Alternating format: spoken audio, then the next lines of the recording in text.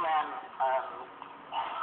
not only sell consultancy and sell machinery and sell computer servers and so on, complicated computer equipment, but they also companies for their financial viability, so that they determine whether they can afford to lend them money to buy their own products. And this had to go through 2 or 3 departments, and it took 7 days for this to be approved. And other companies who were also selling server equipment found they could make these decisions in much less time. So what IBM did is it brought all the people together who made a decision about viability of companies from a financial point of view. And they reduced that time to 4 hours by bringing people all into the same room, so that everybody who made a decision about whether we could lend money to this company, and big lumps of money I have to say, were in the same room. And that made a huge difference to the lead time. And it would do the same for you, that we like to see people brought together for the whole process so they can actually see each other. And number 3 is also important. There's visual, unbroken contact between members. That means there's no walls between the people involved in the same process. That's quite hard for some companies, because often they're spread about and in different departments and in different rooms. We like to see visual measurement systems in every area. We expect people to be able to do more than one job. And that's also a prevention of teamwork. If they say they're only allowed to do one job, or they only do one job, then it's very difficult to get good teamwork going. We expect them to capture best operating practices. We expect them to market to help each other. They know who their customers are. There's a daily communications process. Now that number 10 there, if I might just mention that one as I'm passing. For people doing daily work where the cycle time is short, and by that I mean every time they're making a product or every time they're delivering a service, it might take, I don't know, 10 minutes, half an hour, whatever, a relatively short cycle, then we like to have a daily communications process. If I can use this from a manufacturing point of view, we would expect people to meet for 10 minutes at the beginning of every day with their team leader. And what he covers is what went wrong yesterday and that we need to be careful about today. And he might have some examples of that. What the work is that we've got on today, what problems we might have with equipment or communications, or the communication system is down, or the computer's not working, whatever. He tells them all at the same time. And they all stand up at the same time, and in 5 minutes he's told everybody. If they go to the places of work, he's got to walk around all of these, whereas when they meet together with him, it's much simpler. Not only that, if they meet every day, that's 5 days a week. That's 20 days a month. That's more than 200 times a year. You'll not have to mention the word teamwork, but they'll feel and act like a team because they meet every morning and they meet every day. It's fundamentally important that they feel we work together, we work for each other. So we implement, we've actually got 18 rules that we apply, but I've only shown you 12 because I can only get 12 onto the screen. Sorry about that. And finally, we treat people like mature adults, and we expect them to act like mature adults. Now, this looks simple, but in fact, in a lot of companies, it makes a fundamental difference. And what we do is this: we simply say that if you know how to do the job, if you've got all the equipment to do the job, if you've got all the information to do the job, if you've been trained to do the job, we expect you to do the job to the right standard without supervision. Without supervision. Now that means the supervisor can go and do other things.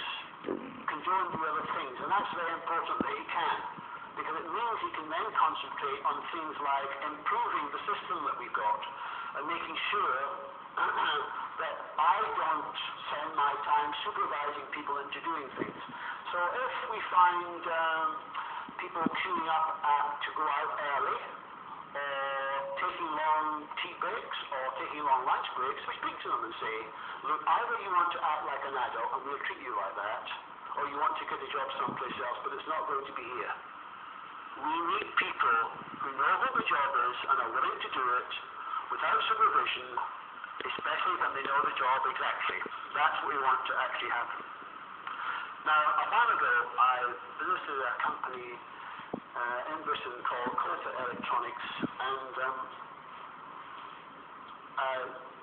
it was the first time I'd faced this issue, and it taught me a big lesson. And it was this: the operations director thought he would like to introduce leaderless teams or self-managed teams. And this company makes, among other things, machines for measuring, analysing blood. So you put a sample of blood in, and within 3 or 4 minutes it will give you a readout of the blood content. And there was lots of mechanics and electronics in here, among which was glass items, bulbs, tubes, that sort of stuff. And they made them on the premises. And the supervisor of the department that made the glass items, was leaving. And so the operation director thought this might be a good idea to have a self-managed team. So he said to the group, would you like to become a self-managed team? And they said, what does that mean? Well, we wouldn't appoint another supervisor. If you don't want to do that, we'll advertise for a supervisor. But if you'd like to try this, we'll help you. They said, well, all right. So well, can we talk about it? So they talked about it. And after 2 hours discussing it in a training room, they came out and said, we realised that 2 of our team don't talk to each other. They fell out a long time ago, and we realised that we're going to have to talk to each other if we're going to work as a team. So that's a good idea. So do you want to do it? Yes, we want to do it. Now, I met them when they'd been doing this for 5 months.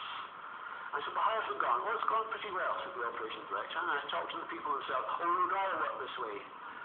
And I thought I'd ask some key questions. Has productivity actually improved any? Or have you seen any change? Oh, yes, that's improved. What's the difference been? 26% improvement in the last 5 months. 26% improvement. This without a supervisor? Yes. What about delivery on time? Never been less than 98% in any week. I said, is that any better than when you had a supervisor? Oh, it's miles better. Just thought about this. They paid for a supervisor, and what he was doing was preventing extra productivity. He was actually preventing better delivery. So we then said to ourselves, do the managers actually add any extra value? Or if we remove the managers, would the teams actually do better? It's a good question.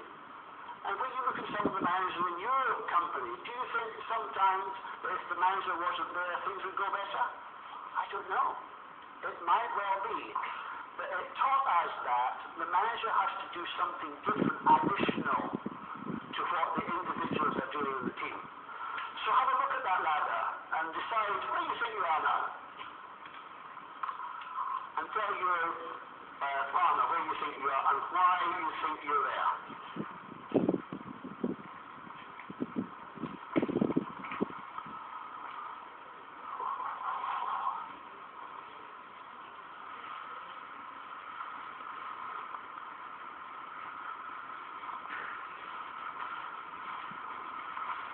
Like that. We say we want to treat you like an adult and we expect you to be able to work without supervision. So we're going to give you full responsibility for your own work. Now, when we look at the jobs of a frontline employee and a frontline manager, and you'll have to forgive me for using a manufacturing example in this case, but it makes the point easier to describe for you. But the same thing applies in office-based jobs too. So let's have a look at this now. This is a little exercise for you. I know you're not used to doing all sorts of exercises at seminars, but let me try you on this one. This is a frontline manager and operates that the manager is in charge of everything. He's also in charge of quality. We want the product to be right. We don't want much scrap or rework. We want you to look at costs and keep them down, keep decent records. We want the place to be neat and tidy. We don't want scrap and stuff lying, tools lying all over the place. We want you to act safely, a good employer